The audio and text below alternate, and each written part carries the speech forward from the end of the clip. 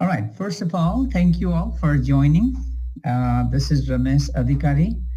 I am Associate Professor at the Cal Poly Humboldt School of Business. And currently, I'm also the Chair of the School of Business. And today, we have this presentation called Enhancing Hands-on Learning Using Mathematica, a Case of Investment Analysis. So what we would like to do today, I would like to make it less technical and more informational. And I hope that everyone who is attending today gets something out of it. And if you have some questions for me, please wait until the end of this presentation. Then we'll have some time for Q&A. So what I would like to talk is this, like three important lessons to be aware of in investment. And this is very much personal to me. And I think a lot of folks go through my experience. When you are young, teenager, early 20s, you think of making a lot of money and then you start trading and then things happen differently and so forth. So in my own personal life, what I have done is I started trading early on with the stocks. And with the stock investment, it's very difficult because you don't have as much capital. So you can buy like 100 or 200 stocks because that needs a lot of capital, right? So when I realized that I don't have a leverage on investment, I moved to options. And I traded options for a few years, and options are very tricky, right? And I learned some lessons too. And later, I realized maybe option is not the best thing to do. And then I move on to the futures market, and I have learned some lessons during my journey, and this is what I'm going to share with you all. So the three lessons that I want to share with you, some data and some information, is about it's hard to dismiss your grandma's investment wisdom, right? Don't put all your eggs in one basket. That's the first lesson. And I'm going to make some cases here. And the second lesson I want to share with you is avoid diving into the options market unless you have a comprehensive understanding of options market. That may scare some of you, but options are easy to understand if you spend some time. But unless you understand it well, don't get into this options market. That's the second lesson that I want to share, and I want to give you some insights. And then the third, and I think most importantly, is the consider micro future in your long-term portfolio, right? And I'm going to make a very strong case. So at the end of today's presentation, if you walk with this idea, oh, I can use micro futures for long-term investment. How do I do it? Maybe I should take some steps doing it. I think I would consider today's presentation is a successful presentation. So I have tried to minimize the technicalities of this presentation, and those of you who wants to understand how it is done and how these different functions of Mathematica can be used, I have two articles on the topic. One was published in 2020, is Foundation of Computational Finance. And then the second one was published in 2021, Selected Financial Applications. And both of these articles are available online. You can download, you can use them as you need it. And the reason I chose Mathematica is because it can incorporate the code text, and we can change these different code as you learn, and then you learn from the data. It's like more of experiential learning than reading a book. Somebody writes for you and you need to learn. That's not what we would like to encourage here using Mathematica. Is use technology such as like Mathematica, just an example, but you can equally use other like softwares and use data and gain insight from the data. So that's the whole essence. How can you learn from diving into the data from this real world instead of reading from the book. So that's why I chose this platform. And as I said, if you are all interested to know more about the functions and how I'm doing all of this, please refer to these two articles. And in those articles I've explained, and then we could put them also into a package, but I chose not to put into package because we want to keep this open. People can look at, modify however they want to do as they learn. So let's go to our first lesson. So the first lesson is, I think we all know, don't put all your egg in one basket. And I'm sorry that I wish it was more like a live Q&A where, I could ask questions and the participants could answer. So, but some of you may be aware of that some stocks do very well and some don't do very well. And there are about, how many stocks are in the US traded? 13, 14,000 if you also consider over-the-counter. And even the over-the-counter stocks can be traded if you have a broker's account. So out of that many stocks, some do very well and some do very bad. And it is very difficult to know which one will do like good in the future and which will not do good. So I want to share, I think, one example that one of my friend did. He's a doctor and during the time of COVID, and he was very confident on one of the companies and he put a lot of money. I mean, a lot of money. And what happened is the stock tanked and then he lost a lot of money. So here are some examples that, what can happen. And there I have 4 graphs. And I think what is more important for here is just to look at, I want to look at these first 2 graphs. That gives us the price data. And then the second graph gives us how the dollar invested would grow over time on the stocks. And currently we are looking at mRNA. And as you can see, this is Moderna, right? We all know, and I think many of us have the vaccine from that company. And from 2021 January to the price, it went all up to 481. If you look at intraday price, almost 500. Now over time, this is what, like $74. But today, if you look at the price is even further down. So if you look at how much would that be if you had invested $1, then the dollar investment grew up to, as you can see, $4.31. And then now it's down to what? Less than $1, 66 cents, right? So here are some examples I want to share with you. And this is why, you can definitely change the time frame. You can change, I'm going to change some some stock. That's the mRNA, right? Let's see WNW. And I want to just regenerate that graph. And I want to show you a chart of this company. So look at this guy here. WNW is a Chinese company. I think they sell groceries online in China. And at some time, this is $15. I haven't looked at the price. Okay, let's change that to 2020, right? What happens? It is interesting. If you look at 2020, the price was a lot higher.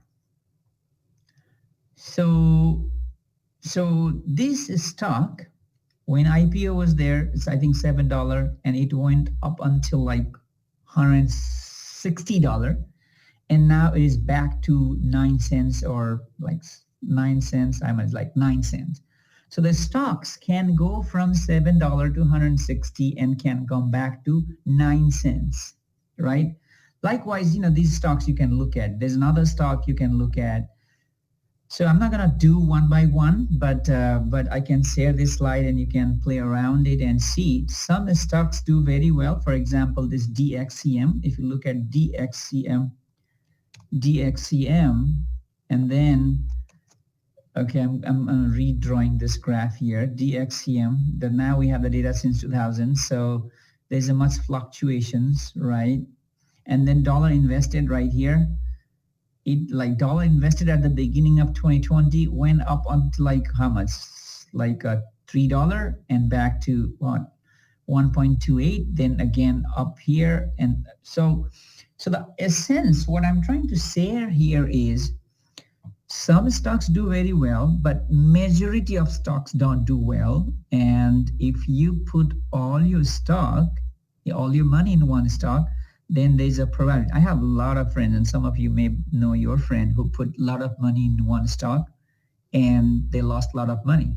Like one of my friends, okay, so LCID, I think many of you know, he put a lot of money on that. That's electric car company.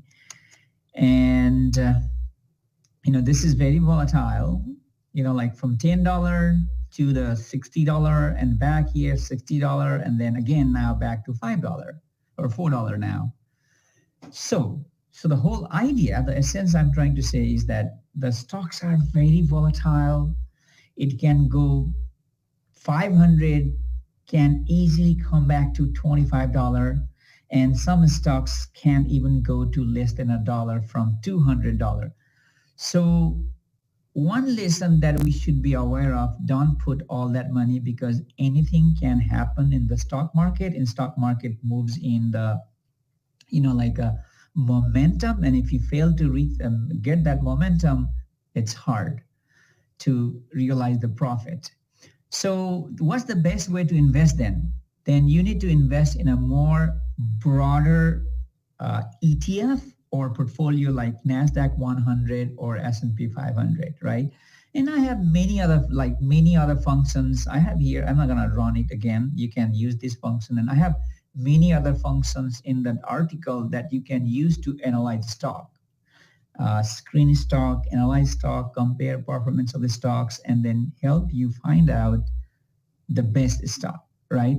So the essence of this part, what I want to summarize here is non-finance students don't know the volatility nature of the stock, and they put a lot of money in one stock, and what happens is they lose a lot of money. And I want to share that wisdom with you all. Okay, so because of the time limitation, now let's move on to the second part of this, which is I think that you can also look at, I think I don't have to do this, but you can, if you want to run this, you can also compare different performance. Like these guys I was running to get ready for this presentation.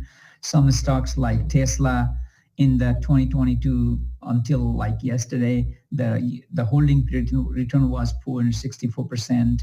SRG is another one and something like that. And you want to compare different stock like here, you can change it and then run it. I'm gonna do it because it takes time.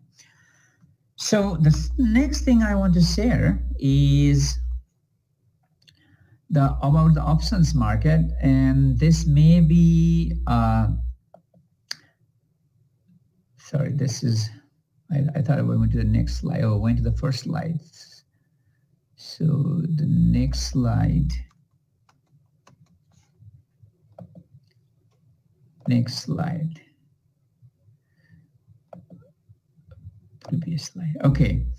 So options, I'm not going to explain what is call option and what is put option. What I have created a little function here that helps you to understand what really affects the option price. And this is a call price, whether this is a call option or it's the put option, it's the same thing that affects the price.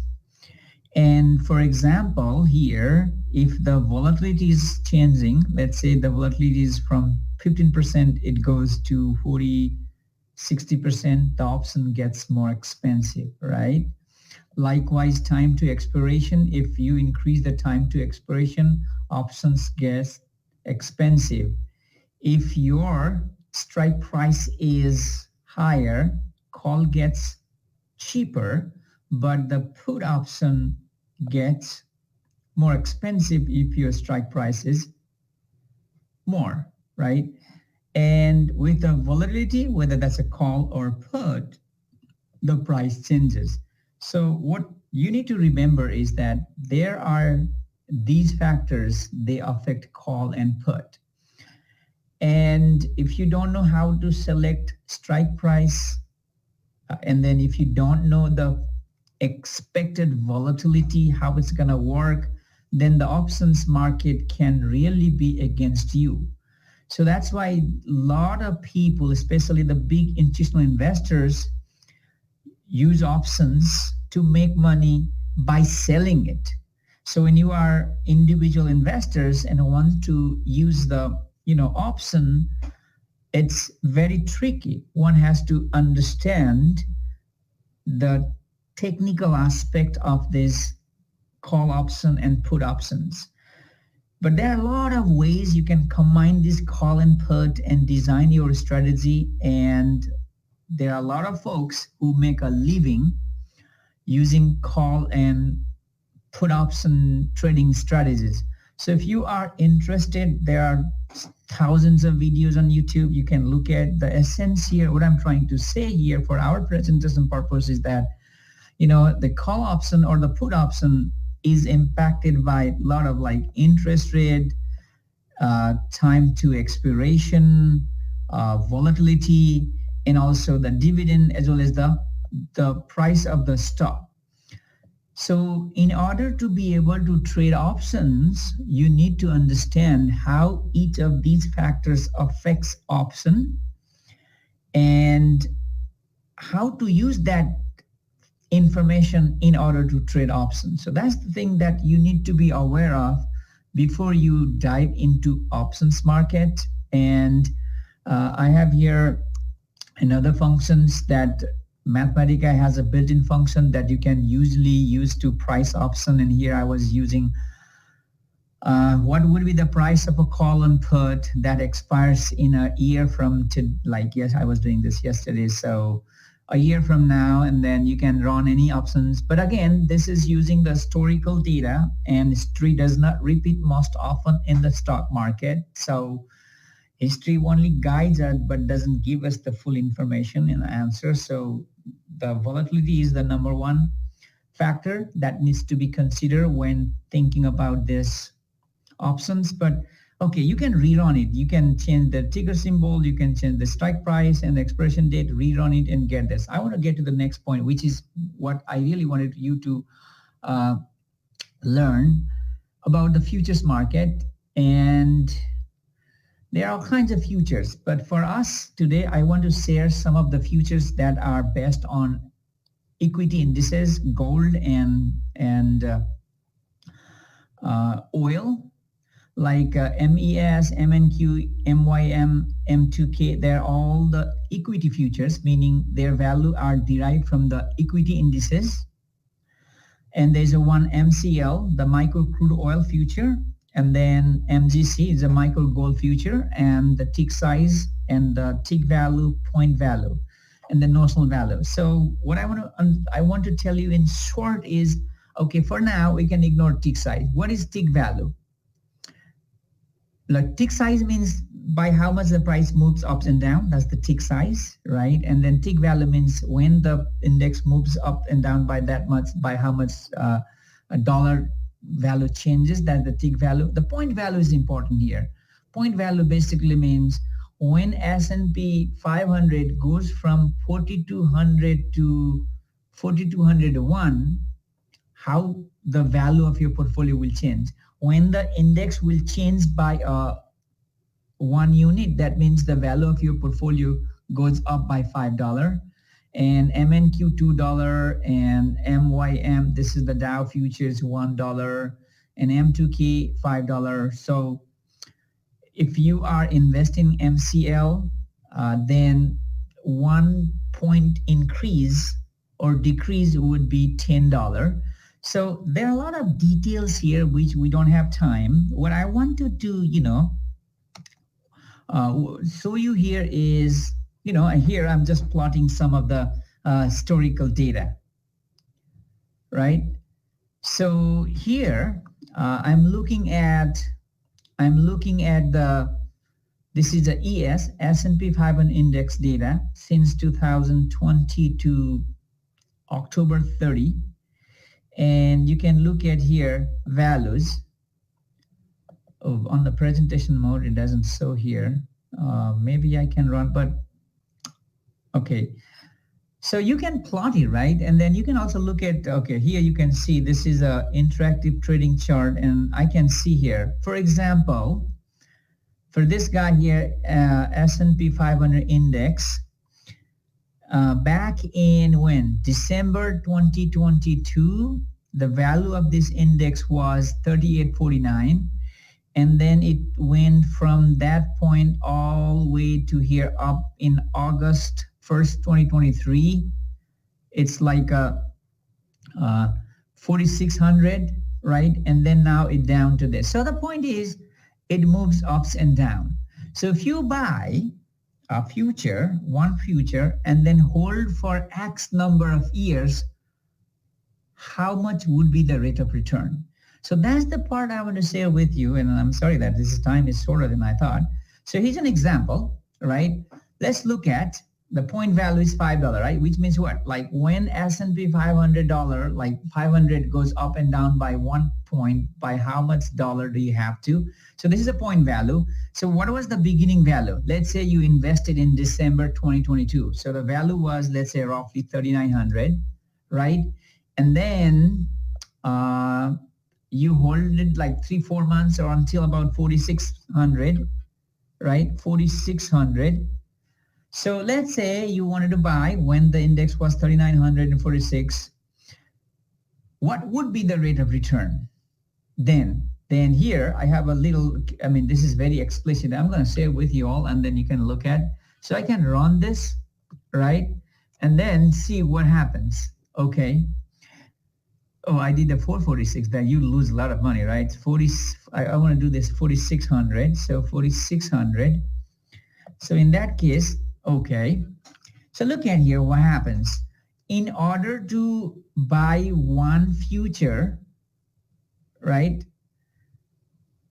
So the investment margin rate is not like, margin rate means how much money do you need to put in order to invest in that stock. For S&P 500, it's about 7%, like 7% of notional value. And how you calculate notional value? Mostly you multiply point value by the beginning value, and then the 7% of this notional value is the initial money you need to invest. That's called the initial capital you need to take that position.